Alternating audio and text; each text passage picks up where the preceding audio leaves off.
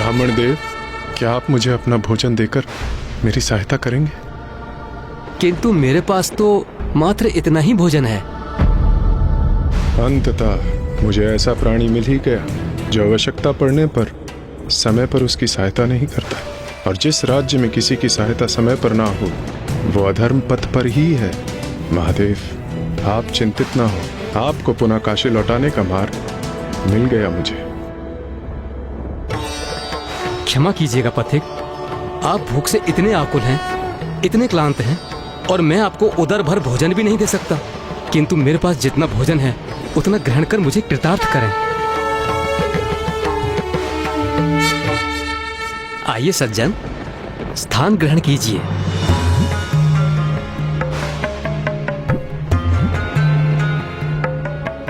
आपके साथ तो बहुत बुरा हुआ है। ये लीजिए, ये भोजन स्वीकार कीजिए।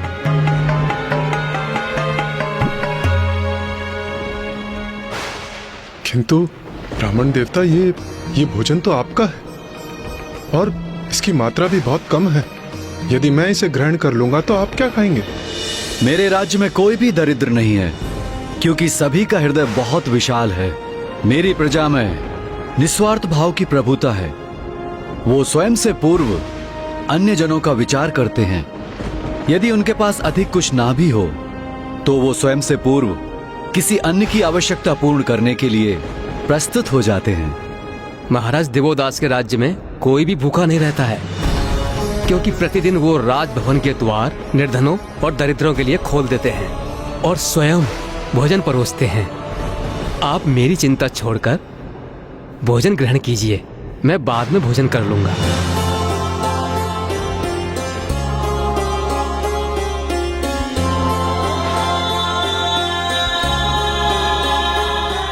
कितना निस्वार्थ भाव है इस नगर के वासियों में। धन्य है काशी नगरी।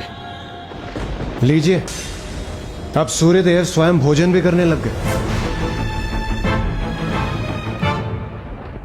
आप जाकर महाराज दिवोदास से सहायता की याचना क्यों नहीं करते? मुझे विश्वास है वो आपकी सहायता अवश्य करेंगे। नहीं नहीं ब्राह्मण देवता, मैं तो एक गरीब यात्री हूँ और वो महाराज, भला वो मेरी सहायता क्यों करेंगे? क्योंकि यही तो स्वभाव है हमारे महाराज का। वो प्रजा की सेवा के लिए सदैव तत्पर रहते हैं, और आप काशी प्रवेश कर चुके हैं तो आप भी उनकी प्रजा में सम्मिलित हो चुके हैं। मैं इन राजा दिवोदास का बहुत गुणगान सुन चुका हूं। आप लोग सभी उन्हें इतना महान क्यों मानते हैं? सज्जन, जिन्होंने धर्म पूर्वक राज कर काशी को उन्नति प्रदान की है, जिनकी सेवा के लिए दानव मानव का रूप धारण कर प्रस्तुत होते हैं, जो अपनी राजसभा के समस्त विद्वानों से अधिक विद्वान, जो समस्त शास्त्रों का ज्ञान रखते हैं, जिनके राज्य में सभी सुखी हैं, संतुष्ट हैं, सुरक्षित हैं और कोई अनुचित आचरण नहीं करता है, जो स्वयं सभी के लिए सदाचार का उदाहरण प्रस्तुत करते हैं, और जिनका अनुकरण कर उनकी समस्त प्रजा भी उन्हीं के समान उत्तम विचार धारण करती है। पारखी नेत्र भी बहुत ढूंढने पर जिनमें कोई दोष नहीं ढूंढ सकते। ऐसे हैं हमारे महान महाराज दिवोदास।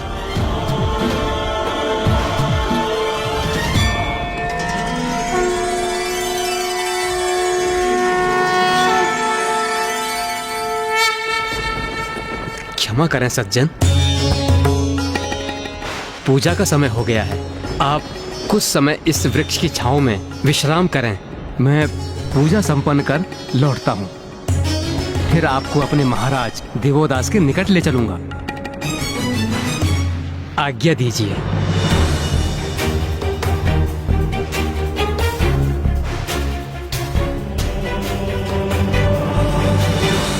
देवी सरला, जब तक मैं और मेरी प्रजा धर्मोचित आचरण करते रहेंगे, हमें कोई तनिक भी क्षति नहीं पहुंचा सकता। इसलिए आपको किसी भी प्रकार की चिंता करने की आवश्यकता नहीं है।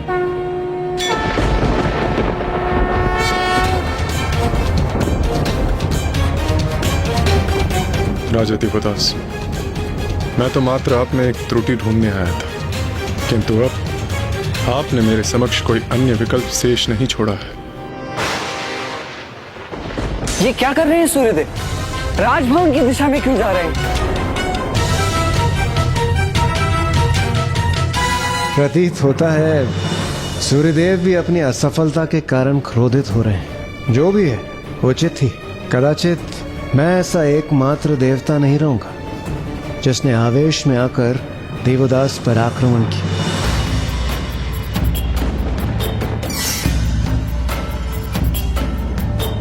स्वस्ति न इन्द्रो वृतश्रवाः स्वस्ति न पूषा विश्ववेदाः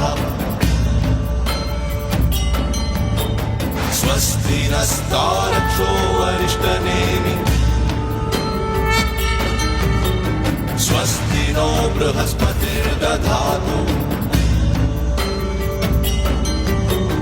मानस्तोके दनयमान। त्रुटि और अधर्म की खोज में आया था मैं राजा दिवोदास की नगरी काशी में, किंतु यहाँ तो कोई भी अपने धर्म पथ और कर्तव्य से डिगने को तत्पर ही नहीं, अर्थात मैं अपने कार्य में असफल रहा। रुद्रभामिनो बधिरः विश्वमन्तसस्मित्वा हवामहे।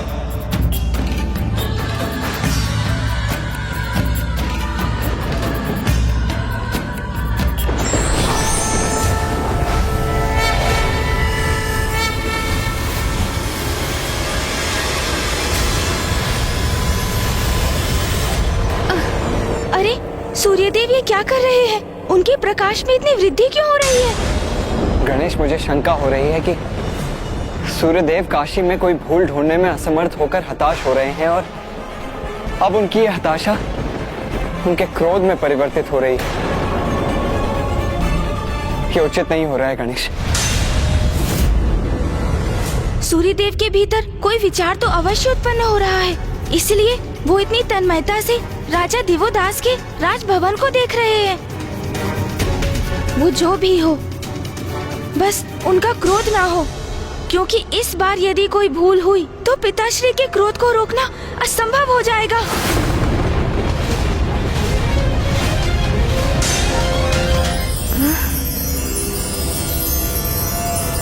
इतना प्रचंड प्रकाश!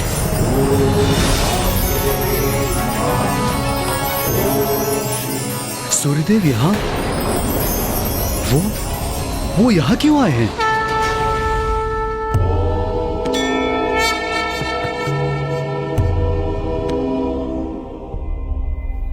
महादेव, मैं स्वयं को रोकने में असमर्थ हूँ, इसलिए अब जो मैं करने जा रहा हूँ उसके लिए मुझे क्षमा कीजिए।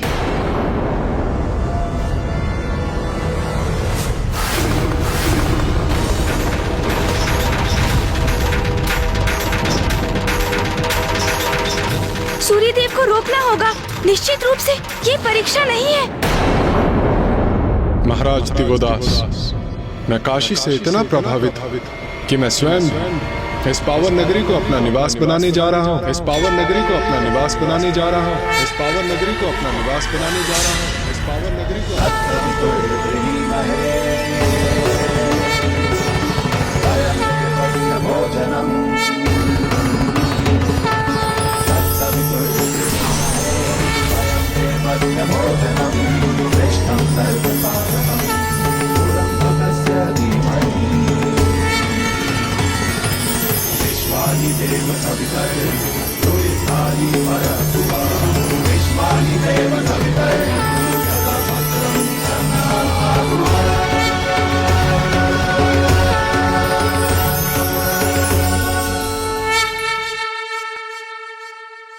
ये क्या किया सूर्यदेव ने?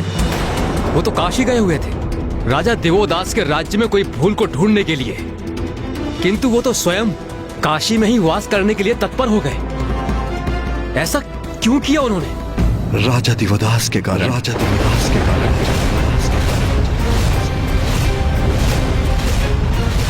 राजा दिवोदास इतनी कुशलता से शासन कर रहे हैं कि ढूंढने पर भी सूर्यदेव को वहां कोई दोष नहीं दिखाई दिया। इसीलिए वो पावन काशी को अपना निवास बनाने से नहीं रोक सके। सूर्यदेव स्वयं को 12 भागों में विभक्त कर 12 कुंडों के रूप में वहीं स्थित हो गए हैं। सूर्यदेव जिन 12 रूपों में वहां स्थापित होंगे वो नाम होंगे लोलाल, लोलाल, उत्तराग, सांबादित्य, ध्रुपादित्य, मयूखादित्य, खगोलकादित्य, अरुणादित्य,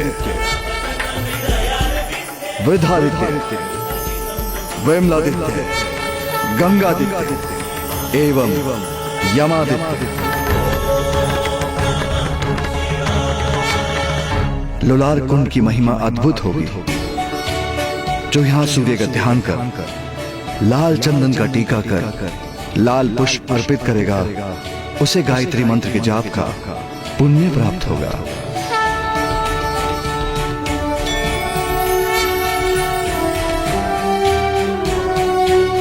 सूर्यदेव, काशी में अपना कुंड स्थापित कर और सदा उपस्थित रहने की इस कृपा के लिए आपका कोटि कोटि धन्यवाद। प्रणाम सूर्यदेव। सूर्यदेव स्वयं परम ब्रह्म स्वरूप है, इसलिए काशी में उनका शुभ प्रभाव तो होना अनिवार्य ही था। और उन्हीं की कृपा से काशी में 12 कुंड भी स्थापित हुए हैं।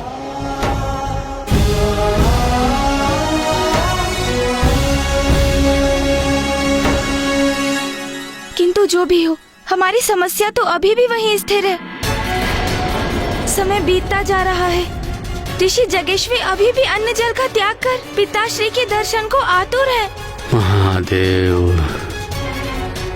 माँ भी पिताश्री के काशी लौटने की प्रतीक्षा में है। अब इस परिस्थिति का समाधान कैसे ढूंढे हम?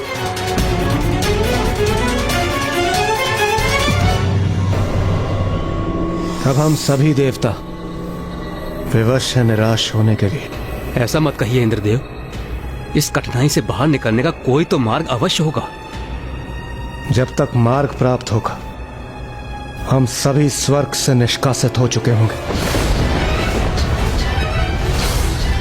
स्वर्ग से हमारा निष्कासन? ये आप क्या कह रहे हैं इंद्र? आप सभी इस भ्रम में मत रहिए कि केवल मेरा ही पद संकट में है। यदि पुण्य एकत्रित करने वाले सभी जीव इंद्र पद पर स्थापित हुए, तो उनमें से कुछ निम्न पुण्य अर्जित करने वाले भावी अग्निदेव, वरुण देव, वायुदेव और सूर्यदेव भी कहलाएंगे। अर्थात महादेव का काशी में ना होना हम पर एक महान संकट का रूप लेकर मंडरा रहा है। किंतु अब हम करें तो करें क्या? आप स्वयं काशी गए थे तो महादेव के प्रकोप से भस्म होते होते रहे। अब सूर्यदेव काशी गए हैं तो उन्होंने काशी को ही अपना निवास बना लिया है। अर्थात अब हमें और कोई उपाय शेष दिखाई नहीं दे रहा है। एक उपाय अभी भी शेष है। तो शीघ्र बताइए इंद्रदेव, क्या है? बताऊंगा, अवश्य बताऊंगा, किंतु तब जब आप सभी मुझे वचन देंगे कि आप वही करेंगे जो मैं कहूंगा।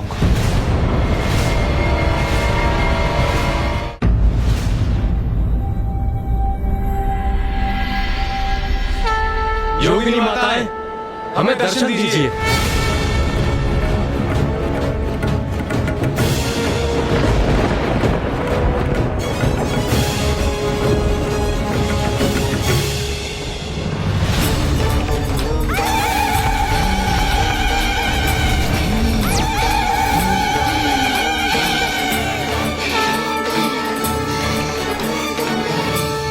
क्या चाहते हैं आप? क्यों आवाहन किया है हमारा? माताओं, आप सभी यहाँ हैं, किंतु ये उचित नहीं होता कि ऐसे समय में जब माता आदि शक्ति को आपकी सहायता की आवश्यकता है तो आप उनके साथ होती।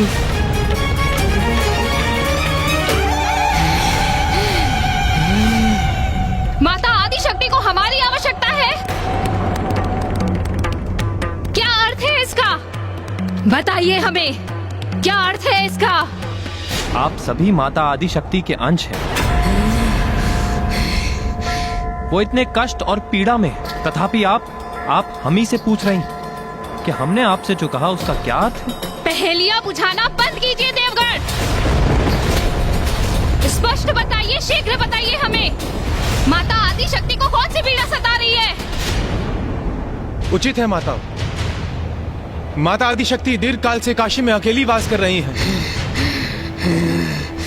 और महादेव मंदार पर्वत पर, और उनके इस दुखद वियोग का कारण है राजा दिवोदास। और हम सभी देवता इस स्थिति को सुधारने में कुछ नहीं कर पा रहे हैं। हम सभी के लिए माता आदि शक्ति का कष्ट असहनीय है, इसलिए हम सबका आपसे अनुरोध, अब आप ही कुछ कीजिए, अब आप ही कुछ कीजिए माता।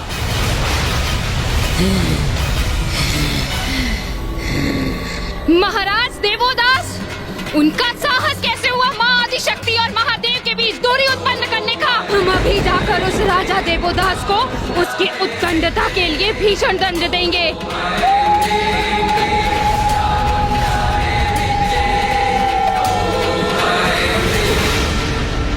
किंतु माता,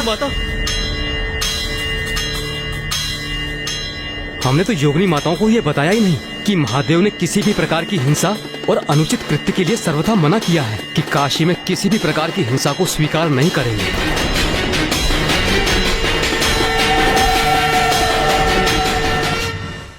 योगिनी माताएं तो काशी की ओर अग्रसर हो रही हैं, जो सर्वथा अनुचित है। वो काशी की ओर अवश्य जाएंगी और वहाँ जाकर सब तहस नहस कर देंगी।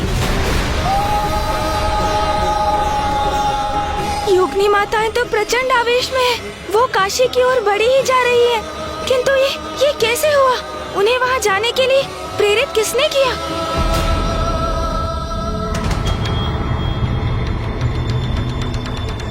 प्रथम पूज्य गणेश जी, कुमार कार्तिकेय, अनर्थ, घोर अनर्थ हो गया। अग्निदेव, वरुण देव, वायुदेव, अभी तो यही थे ना आप? फिर कहाँ जाकर लौट रहे हैं आप?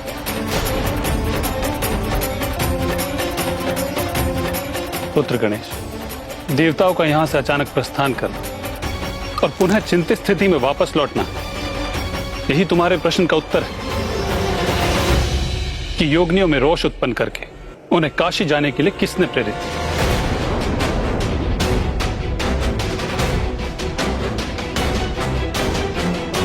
तो क्या देवगण ही?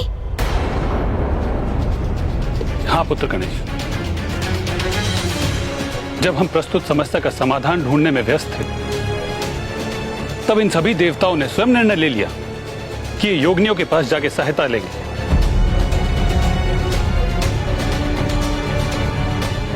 क्यों देवराजेंद्र, सत्य कहा ना मैंने?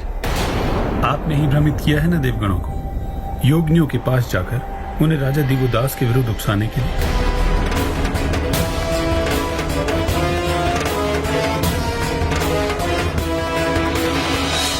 नारायण, मैं तो बस इस समस्या का समाधान ढूंढने का प्रयास कर रहा था। मुझे ज्ञात नहीं अग्निदेव, वायुदेव और वरुण देव ने योगिनी माताओं के साथ ऐसा क्या संवाद किया जिसकी वजह से वो इतनी कुपित हो गई। अच्छा इंद्रदेव, वहां हम गए तो अवश्य थे, किंतु ये सुझाव तो आपका ही था ना? शांत हो जाइए आप सभी देवगण, ये समय आरोप प्रत्यारोपण का नहीं है। क्या ये संभव कि योगिनी माताएं राजा दिवोदास को समझाने में सफल हो जाएं?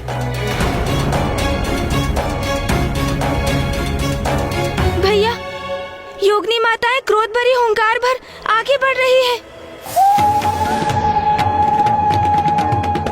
उन्हें देखकर ऐसा तो कदापि प्रतीत नहीं हो रहा जैसे वो किसी को कुछ भी समझाने की इच्छुक है। वो काशी पहुंचकर अपना क्रोध प्रदर्शन करेंगी, जिसका बहुत भीषण परिणाम होगा भैया।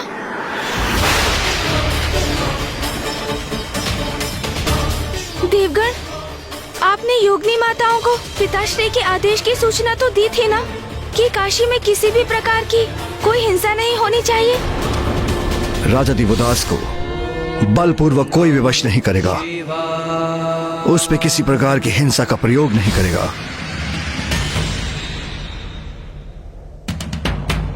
वो गणेश जी, इससे पूर्व कि हम उनसे कुछ कह पाते, वो काशी की ओर प्रस्थान कर गए।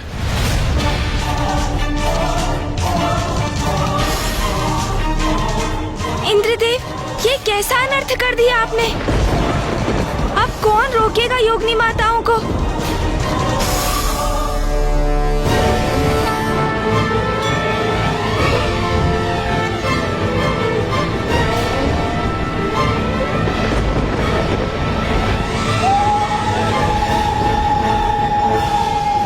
कष्ट में है, अपार कष्ट में है माता।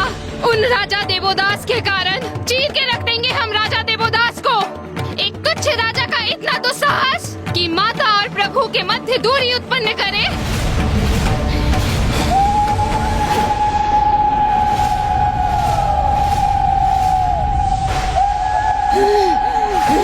राजा देवोदास, अपने अंत के लिए तत्पर हो जाओ।